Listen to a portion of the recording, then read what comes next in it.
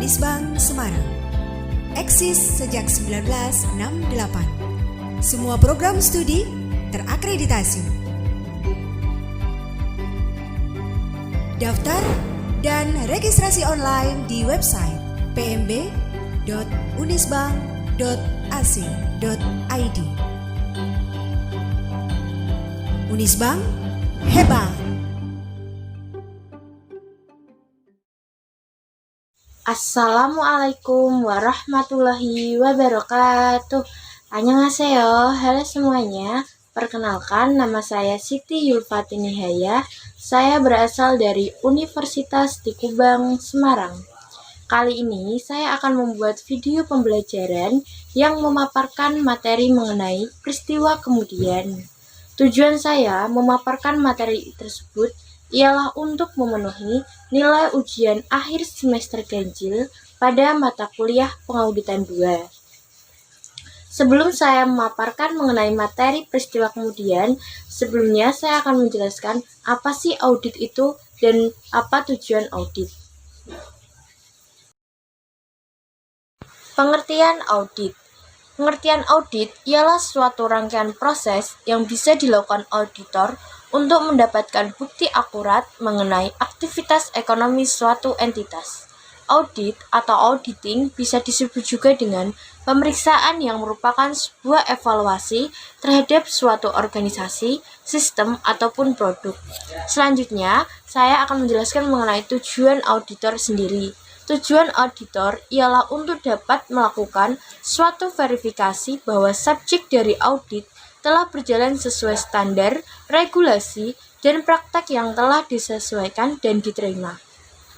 Sebelum saya menjelaskan mengenai peristiwa kemudian itu apa, saya akan menyebutkan agenda-agenda yang akan saya jelaskan yang ada dalam peristiwa kemudian. Yang pertama, pendahuluan, kedua definisi, ketiga tujuan, keempat ketentuan, dan yang terakhir yang kelima ialah materi penerapan dan penjelasan lain. Yang pertama dalam agenda saya ialah pendahuluan. Di dalam pendahuluan itu tersendiri terdiri dari 3 hal. Yang pertama, ruang lingkup, yang kedua, peristiwa kemudian, dan yang ketiga, tanggal efektif. Di dalam ruang lingkup, dalam standar akuntansi 560, ini berhubungan dengan tanggung jawab auditor berkaitan dengan peristiwa kemudian dalam suatu audit atas laporan keuangan. Peristiwa kemudian dalam poin kedua di dalam pendahuluan. Laporan keuangan mungkin dipengaruhi oleh peristiwa tertentu yang terjadi setelah tanggal laporan keuangan. Banyak kerangka pelaporan keuangan secara khusus merujuk pada peristiwa tersebut. Kerangka pelaporan keuangan tersebut biasanya mengidentifikasi 2 jenis peristiwa. 2 jenis peristiwa yang ada dalam hal tersebut ialah 1. Peristiwa yang menyediakan bukti tentang kondisi yang ada pada tanggal laporan keuangan, dan 2. Peristiwa yang menyediakan bukti tentang kondisi yang terjadi setelah tanggal laporan keuangan. Menurut standar akuntansi 700 menjelaskan bahwa tanggal laporan auditor menginformasikan kepada pembaca bahwa auditor telah mempertimbangkan pengaruh atas peristiwa kemudian dan transaksi yang diketahui oleh auditor dan yang terjadi sampai pada tanggal tersebut. Selanjutnya yang ada dalam pendahuluan ialah tanggal efektif. Standar akuntansi ini berlaku efektif untuk audit atas laporan keuangan untuk periode yang dimulai pada tanggal dan setelah tanggal 1 Januari 2013 untuk emiten atau 1 Januari 2014 untuk entitas lain emiten. Penerapan dini dianjurkan untuk entitas lain emiten. Selanjutnya, yang ada dalam agenda saya dalam materi peristiwa kemudian ialah definisi. Untuk tujuan standar akuntansi, istilah berikut memiliki makna sebagai berikut yang akan saya jelaskan. Pertama, tanggal laporan keuangan ialah tanggal akhir dari periode terakhir yang dicakup oleh laporan keuangan itu sendiri. Yang kedua, tanggal pengesahan laporan keuangan. Tanggal yang ada pada saat itu sampai laporan yang membentuk laporan keuangan, termasuk catatan atas laporan keuangan yang bersangkutan, telah disusun dan pihak yang berwenang telah menyatakan bertanggung jawab atas laporan keuangan tersebut. Dan yang ketiga, tanggal laporan auditor sendiri ialah tanggal yang dicantumkan oleh auditor dalam laporan atas laporan keuangan berdasarkan standar akuntansi 700.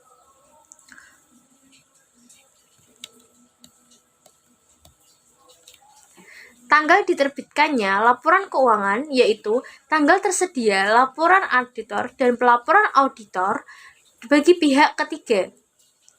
Yaitu selanjutnya yang akan saya jelaskan yaitu peristiwa kemudian itu sendiri. Pengertian peristiwa kemudian itu ialah peristiwa yang terjadi di antara tanggal laporan keuangan dan tanggal laporan auditor dan fakta yang diketahui oleh auditor setelah tanggal laporan auditor.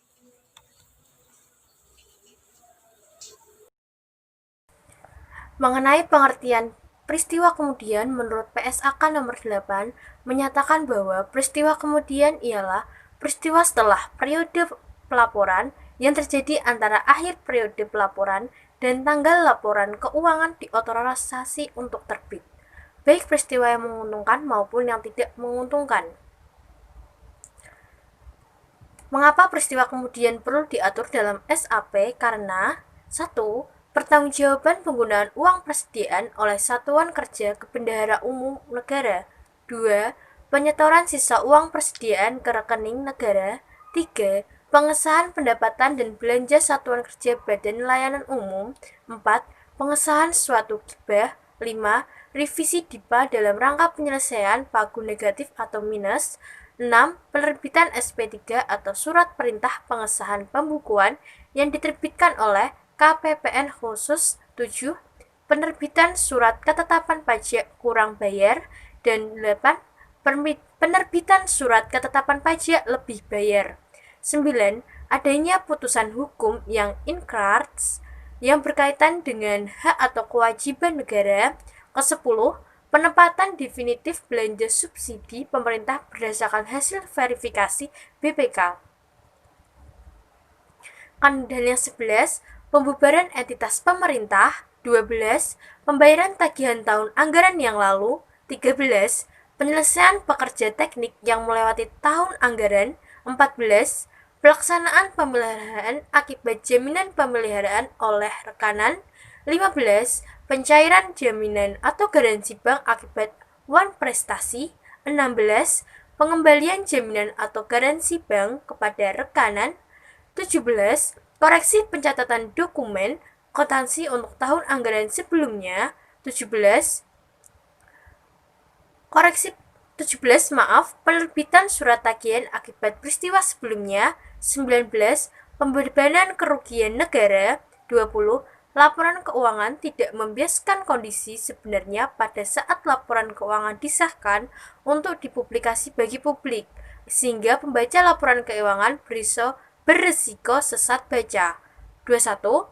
Karena sebagian peristiwa tersebut mengubah kenyataan saldo aset, kewajiban atau ekuitas laporan keuangan, tanggal laporan keuangan, sehingga memerlukan penyesuaian atau koreksi akuntansi. 22. Karena sebagian peristiwa tersebut mengubah persepsi pembaca laporan keuangan, walau saldo aset atau kewajiban, ekuitas laporan keuangan, tanggal laporan keuangan tidak boleh dikoreksi, sehingga memerlukan penjelasan. Yang mengenai agenda yang ketiga ialah tujuan auditor. Dalam peristiwa kemudian, tujuan auditor ialah untuk 1. Memperoleh bukti audit yang tepat apakah peristiwa yang terjadi antara tanggal laporan keuangan dan tanggal laporan auditor yang mengharuskan penyesuaian atau pengungkapan dalam laporan keuangan secara tepat telah digambarkan dalam laporan keuangan tersebut dengan kerangka laporan yang berlaku.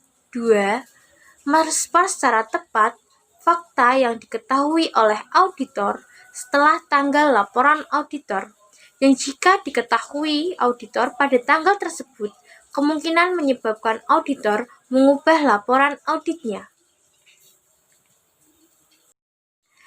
Ini adalah poin keempat dalam agendanya, yaitu ketentuan mengenai peristiwa kemudian. Dalam ketentuan itu sendiri, ada 3 hal yang akan dibahas. Yang pertama, peristiwa antara tanggal laporan keuangan dan laporan auditor. Yang kedua, fakta diketahui setelah tanggal laporan auditor, namun sebelum tanggal laporan keuangan. Dan yang ketiga ialah fakta diketahui auditor setelah laporan keuangan diterbitkan. Dalam penjelasan yang pertama mengenai ketentuan ialah peristiwa yang terjadi antara tanggal laporan keuangan dengan laporan keuangan auditor. Seorang auditor harus melaksanakan prosedur audit yang dirancang untuk memperoleh bukti audit yang cukup dan tepat. Kenapa? Karena bahwa seluruh peristiwa yang terjadi antara tanggal laporan keuangan dengan tanggal laporan auditor yang mengharuskan penyesuaian atau pengungkapan dalam laporan keuangan telah diidentifikasi. Namun, auditor tidak diharapkan untuk melakukan prosedur audit tambahan atas hal-hal yang mana prosedur audit yang sebelumnya diterapkan telah menyediakan kesimpulan yang memadai. Auditor harus melakukan prosedur yang diisyaratkan oleh paragraf sebelumnya sehingga prosedur tersebut mencakup periode dari tanggal laporan keuangan sampai ke tanggal laporan auditor atau periode tercatat yang dapat dicapai. Auditor harus mempertimbangkan penilaian risiko auditor dalam menetapkan sifat dan luas prosedur audit yang mencakup hal-hal sebagai berikut. Hal-hal yang mencakup dalam risiko auditor dalam menentukan sifat dan luas prosedur ialah 1. Memperoleh suatu pemahaman tentang prosedur yang telah ditetapkan oleh manajemen untuk memastikan bahwa peristiwa kemudian teridentifikasi. 2. Meminta keterangan dari manajemen dan jika relevan, pihak bertanggung jawab atas tata kelola peristiwa kemudian yang telah terjadi yang mungkin mempengaruhi laporan keuangan. 3. Membaca risalah rapat.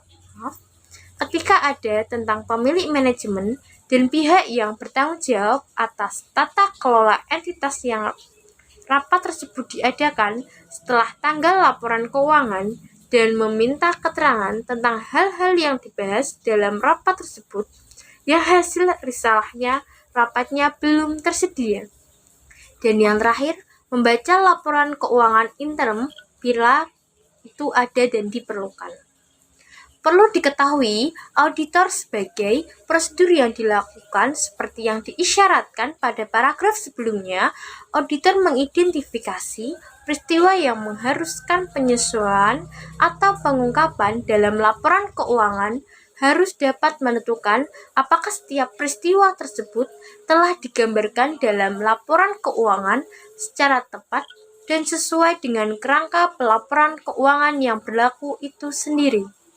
Dan representasi tertulis di mana auditor harus meminta kepada manajemen dan jika relevan, pihak yang bertanggung jawab atas tata kelola untuk memberikan suatu representasi tertulis berdasarkan Standar Akuntansi 580 yang menyatakan bahwa di dalam Standar Akuntansi 580 berisikan seluruh peristiwa yang terjadi setelah tanggal laporan keuangan yang memerlukan penyesuaian dan pengungkapan sesuai dengan kerangka pelaporan keuangan yang berlaku telah disesuaikan atau diungkapkan. Setelah saya telah menjelaskan dalam poin pertama di dalam ketentuan, selanjutnya yaitu poin kedua yang ada dalam ketentuan ialah fakta yang diketahui oleh auditor sebelum tanggal laporan auditor namun sebelum tanggal laporan keuangan yang diterbitkan. Auditor tidak memiliki kewajiban untuk melakukan prosedur audit atas laporan keuangan setelah tanggal laporan auditor. Namun, jika setelah tanggal laporan auditor, tapi sebelum tanggal laporan keuangan diterbitkan, suatu fakta ditemukan oleh auditor yang mungkin menyebabkan auditor mengubah laporan auditnya jika fakta tersebut telah diketahui oleh auditor pada tanggal laporan auditor, maka auditor diharuskan melakukan hal-hal berikut. Yang pertama yang harus dilakukan auditor ialah membahas hal tersebut dengan manajemen, dan jika hal tersebut telah relevan dengan pihak yang bertanggung jawab atas tata kelola. Yang kedua yang harus dilakukan auditor selanjutnya ialah menentukan apakah laporan keuangan tersebut memerlukan perubahan. Dan yang ketiga yang harus dilakukan oleh seorang auditor meminta keterangan bagaimana manajemen akan memperlakukan hal tersebut dalam laporan keuangan. Jika manajemen mengubah laporan keuangan, auditor juga harus melakukan hal-hal berikut. Ada dua, yaitu melaksanakan prosedur audit yang diperlukan dalam kondisi atau perubahan tersebut. Yang kedua, kecuali jika kondisi yang tertera pada paragraf selanjutnya terjadi, maka auditor harus dapat memperluas prosedur audit yang disebutkan dalam paragraf sebelumnya sampai pada tanggal laporan audit baru. 2. Dan menyediakan suatu laporan audit baru atas laporan keuangan yang telah diubah.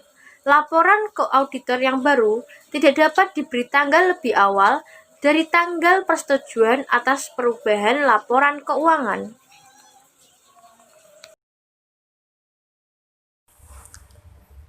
Bila mana peraturan perundang-undangan atau kerangka pelaporan keuangan tidak melarang manajemen untuk membatasi perubahan pelaporan keuangan yang disebabkan oleh peristiwa kemudian atau peristiwa yang menyebabkan perubahan, dan pihak yang bertanggung jawab untuk menyetujui pelaporan keuangan tidak dilarang untuk membatasi persetujuan terhadap perubahan yang bersangkutan, maka seorang auditor diizinkan untuk membatasi prosedur atas peristiwa kemudian yang diisyaratkan pada paragraf sebelumnya. Berkaitan dengan hal tersebut, dalam kasus ini auditor harus melakukan hal-hal berikut. Pertama, mengubah laporan auditor dengan memasukkan satu tanggal tambahan yang dibatasi sampai dengan perubahan tersebut. Hal ini menunjukkan bahwa prosedur auditor untuk peristiwa kemudian hanya dibatasi pada perubahan atas pelaporan keuangan yang digambarkan atas catatan laporan keuangan yang relevan. Kedua, menyajikan suatu pelaporan auditor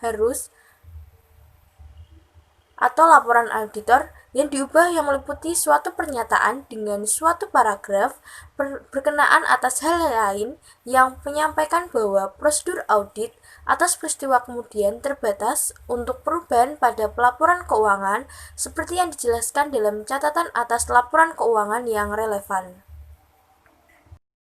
Dalam beberapa yurisdiksi, manajemen mungkin tidak diisyaratkan oleh peraturan perundang-undangan atau kerangka pelaporan keuangan untuk menerbitkan laporan keuangan yang diubah atau yang baru. Namun, jika manajemen tidak merubah pelaporan keuangan dalam kondisi yang auditor yakin bahwa laporan keuangan auditor tersebut perlu diubah, maka 1. Jika laporan auditor belum disahkan kepada entitas auditor, harus mengubah opininya seperti yang diisyaratkan dalam Standar Akuntansi 750 dan kemudian menyerahkan laporan keuangan auditor tersebut, atau jika laporan auditor telah diserahkan kepada entitas, harus memberitahu manajemen dan kecuali semua pihak yang bertanggung jawab atas tata kelola yang terlibat dalam pengelolaan entitas. Pihak yang bertanggung jawab atas tata kelola entitas agar tidak menerbitkan laporan keuangan kepada pihak ketiga sebelum perubahan yang diperlukan dibuat. Jika laporan keuangan diterbitkan, kemudian tanpa memasukkan perubahan yang diperlukan, auditor harus mengambil tindakan yang tepat untuk mencegah penggunaan meletaknya kepercayaan terhadap laporan auditor tersebut. Selanjutnya, poin 3 yang ada dalam ketentuan yaitu fakta yang diketahui auditor setelah laporan keuangan diterbitkan. Setelah laporan keuangan diterbitkan, auditor tidak memiliki kewajiban untuk melakukan prosedur audit atas laporan keuangan tersebut. Namun, jika setelah laporan keuangan diterbitkan, suatu fakta diketahui oleh auditor, dan jika fakta tersebut diketahui oleh seorang auditor pada tanggal laporan auditor, maka dapat membuat auditor mengubah laporan auditnya. Auditor harus melakukan hal-hal berikut. Pertama, membahas hal tersebut kepada manajemen, dan jika hal tersebut relevan dengan pihak yang bersangkutan, bertanggung jawab atas tata kelola. Kedua, menentukan laporan keuangan yang memerlukan perubahan atau tidak meminta keterangan bagaimana manajemen bermaksud untuk menyelesaikan hal tersebut dalam laporan keuangan. Jika seorang manajemen mengubah laporan keuangan, maka auditor harus 1. Melaksanakan prosedur audit yang diperlukan dalam kondisi atas perubahan tersebut. 2. Menelaah tahap-tahap yang dilakukan oleh manajemen untuk memastikan bahwa pihak yang menerima laporan keuangan telah diterbitkan sebelumnya bersamaan dengan laporan auditor. Diberi informasi tentang situasi tersebut, kecuali jika kondisinya dalam paragraf 12 berlaku. 1. Memerlukan prosedur audit yang disebutkan dalam paragraf sebelumnya sampai pada tanggal laporan auditor baru, dan tanggal laporan auditor baru tidak lebih awal daripada tanggal persetujuan atas laporan keuangan, dan menyerahkan laporan auditor baru atas laporan keuangan yang diubah. Ketika kondisi dalam paragraf selanjutnya terjadi, ubah laporan auditor atau serahkan laporan auditor baru seperti yang diisyaratkan. Auditor harus memasukkan dalam laporan auditor baru yang telah diubah suatu paragraf atas suatu hal atau paragraf hal lain dengan berpedoman pada suatu laporan keuangan yang lebih intensif membahas alasan perubahan atas laporan keuangan yang diterbitkan sebelumnya dan laporan yang diserahkan oleh auditor. Jika manajemen tidak mengambil langkah-langkah yang diperlukan untuk memastikan bahwa setiap pihak yang menerima laporan keuangan yang diterbitkan sebelumnya sudah diketahui tentang situasi tersebut, dan juga tidak mengubah laporan keuangan dalam kondisi yang auditor yakin bahwa laporan keuangan tersebut perlu diubah, auditor harus memberitahu manajemen, dan jika semua pihak yang bertanggung jawab atas tata kelola terlibat dalam pengelolaan entitas, pihak yang bertanggung jawab atas tata kelola harus untuk mencegah penggunaan meletaknya kepercayaan massa terhadap laporan auditor tersebut. Jika meskipun dengan pemberitahuan tersebut, manajemen atau pihak yang bertanggung jawab atas tata kelola tidak mengambil langkah-langkah yang diperlukan tersebut, auditor harus mengambil hal yang tepat untuk mencegah penggunaan meletaknya kepercayaan masyarakat terhadap laporan terhadap auditor.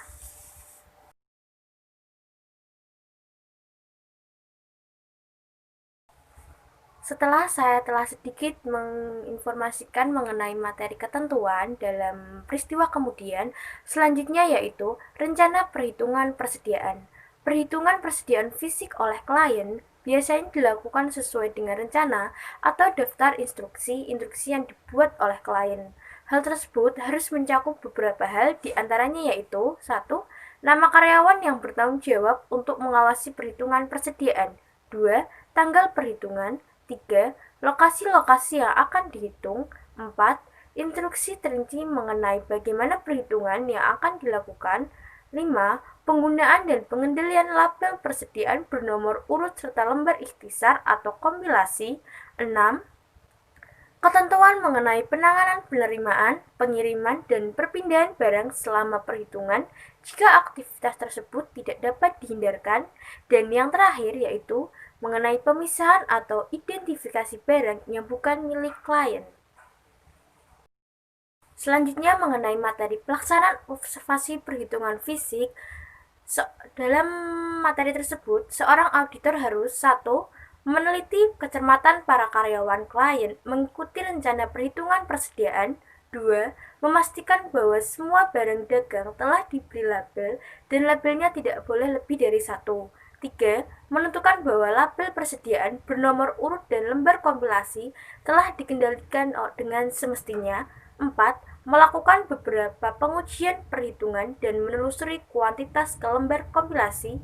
5. mewaspadai wadah-wadah yang kosong dan tempat-tempat yang lowong yang mungkin apabila barang ditumpuk dengan formasi yang rapat.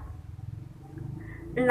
Mewaspadai adanya persediaan barang yang rusak dan usang. 7. Menilai kondisi umum persediaan. 8. Mengidentifikasi dokumen penerimaan dan pengiriman terakhir yang digunakan dan memastikan bahwa barang yang diterima selama perhitungan telah dipisahkan sebagaimana mestinya. Dan yang terakhir, seorang auditor juga harus mengajukan pertanyaan tentang eksistensi barang persediaan yang lambat pergerakannya. Selanjutnya yang akan saya jelaskan yaitu mengenai pengujian penetapan harga persediaan. Pengujian penetapan harga persediaan sendiri mencakup atas dokumentasi pendukung baik untuk harga pokok maupun nilai pasar persediaan. Jadi, pengujian ini berhubungan dengan asersi penilaian atau alokasi. Pengujian ini juga menyangkut penentuan bahwa prosedur penetapan harga yang digunakan konsisten dengan yang digunakan dalam tahun-tahun sebelumnya. Review atas pengujian penetapan harga persediaan sendiri, yaitu atas catatan persediaan dan pengujian pernyataan kepada klien, harus memungkinkan auditor untuk menentukan baik dasar maupun metode penetapan harga yang digunakan dalam menetapkan harga kuantitas persediaan. Sebaliknya, konsisten penetapan harga ini dapat ditetapkan dalam melihat kembali kertas kerja tahun sebelumnya atau laporan keuangan sebelumnya. Yang akan saya jelaskan selanjutnya yaitu pengujian persediaan yang disimpan dan dikendalikan oleh pihak ketiga. Apabila persediaan klien disimpan di gudang umum atau jasa penyimpanan, maka auditor harus memperoleh bukti mengenai eksistensi persediaan tersebut melalui komunikasi langsung dengan si penyimpan. Jenis bukti ini akan dianggap memadai kecuali bila jumlah yang terlibat merupakan proporsi yang signifikan dari aktiva lancar ataupun total aktiva. Selanjutnya yang akan saya jelaskan terakhir yaitu mengenai prosedur. Prosedur ada 4, untuk prosedurnya sendiri yaitu yang pertama, pengujian prosedur milik untuk menyelidiki penjaga gudang dan mengevaluasi kinerja penjaga gudang. Kedua, mendapatkan laporan akuntan independen mengenai prosedur pengendalian yang ditetapkan penjaga gudang berhubungan dengan penyimpanan barang dan jika ada penjaminan tanda terima atau menerapkan prosedur alternatif atas gudang untuk mendapatkan keyakinan yang layak bahwa informasi yang diterima dari penjaga gudang dapat diandalkan. Yang ketiga, jika tanda terima gudang sudah dijaminkan sebagai agungan, maka konfirmasi kepada pemberi pinjaman tersebut mengenai rincian yang berkaitan dengan tanda terima dijaminkan yaitu atas dasar pengujian jika tepat. Yang terakhir untuk prosedurnya yaitu mengamati perhitungan fisik barang jika praktis dan layak.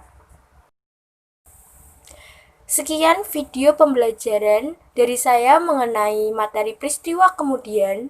Sebelum saya menutup video saya ingin memberikan sedikit patah kata. Bukan motivasi, tapi menurut saya kata-kata ini sangat membantu dalam kehidupan saya. Kata-kata ini berasal dari salah satu member NCT. 3 member NCT, Doyoung, Jaehyun, dan Johnny pernah mengatakan pada ininya, kalian bebas melakukan apapun dalam hidup kalian. Karena hidup cuma satu kali, tapi satu hal yang perlu kalian ingat, jangan pernah menyesalinya. Sekian dari saya, mohon maaf jika banyak kesalahan dan kekurangannya. Wassalamualaikum warahmatullahi wabarakatuh. Tetap jaga kesehatan dan tetap lakukan 3M. Terima kasih. Dalam 3M, penerapan demi keselamatan bersama, perilaku disiplin 3M yang termasuk dalam kampanye Ingat Pesan Ibu demi terus menekankan penyebaran virus COVID-19 hendaknya diterapkan dan dibiasakan dalam kehidupan sehari-hari, terlebih di tengah situasi pandemi seperti sekarang ini. Lantas, apa sih itu 3M? Penerapan 3M dapat dilakukan dengan menjalankan setidaknya 3 perilaku disiplin, yaitu 1. Memakai masker. 2. Mencuci tangan. 3. Menjaga jarak dan menghindari kerumunan. Menurut paparan Wiku Adhisa Smito berdasarkan penelitian internasional, memakai masker kain dapat menurunkan risiko penularan COVID-19 sebesar 45%. Lebih baik lagi adalah mengenakan masker bedah yang mampu menekankan penyebaran virus COVID-19 hingga 70%. Mencuci tangan merupakan langkah 3M berikutnya untuk menekankan risiko penularan COVID-19 sebesar 35%. WHO menyarankan cucilah tangan menggunakan sabun atau antiseptik selama 20-30 detik dan menerapkan langkah-langkah yang benar. Jika dalam kondisi tertentu, semisal tidak ada air dan sabun atau tidak dapat menggunakan air dan sabun untuk membersihkan tangan, solusi lainnya adalah memakai cairan yang berbasis setidaknya 60% alkohol seperti hand sanitizer. Penerapan 3M yang paling utama ialah menjaga jarak atau social distancing dengan jarak minimal 1 meter, termasuk dengan menghindari kerumunan. Wiku Adhisa Smito mengatakan, jika hal tersebut dilakukan, maka akan dapat meminimalisir risiko penyebaran COVID-19 hingga 85%. Apakah dengan menerapkan perilaku disiplin 3M dan ingat pesan ibu dapat menekankan angka COVID-19 di Indonesia? Asalkan konsisten dan kolektif melakukan perubahan perilaku, menjalankan protokol kesehatan dengan disiplin dan dilakukan secara sungguh-sungguh. Jawab Wiku Adhisa Smito. Penerapan 3M yang baik dan benar. Laman resmi Satuan Tugas Penanganan COVID-19 menginformasikan langkah-langkah yang baik dan benar dalam menerapkan perilaku 3M untuk mencegah penularan virus corona, yaitu sebagai berikut. 1. Panduan memakai masker.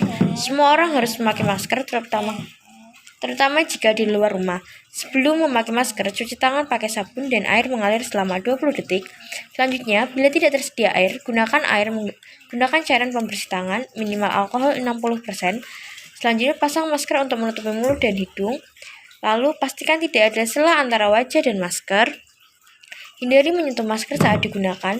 Bila menyentuh masker, cuci tangan pakai sabun dan air mengalir minimal 20 detik. Atau bila tidak ada, gunakan cairan pembersih tangan minimal alkohol 60%. Jangan sentuh atau buka tutup masker saat digunakan. Ganti masker yang basah atau lembab dengan masker baru. Masker medis hanya boleh digunakan 1 kali saja. Buang segera masker 1 kali pakai di tempat sampah tertutup atau kantong plastik usai dipakai. Selanjutnya, masker kain 3 lapis dapat dipakai berulang tapi harus dicuci dengan deterjen usai digunakan.